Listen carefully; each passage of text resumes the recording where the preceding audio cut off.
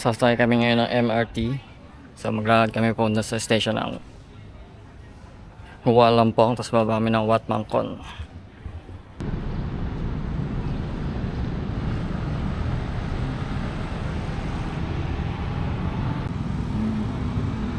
Okay, tabi na tayo.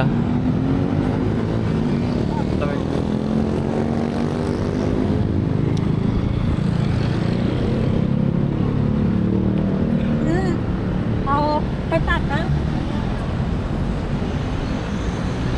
Ito na, sasakay tayo ng tren. Ito na yung station.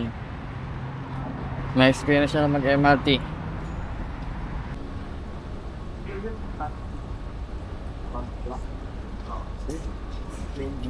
So ito na, hinantay na lang namin yung train.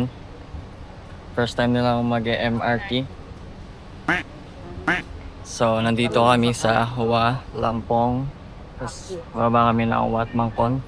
So para yung susunod na station lang, doon na kami bababa.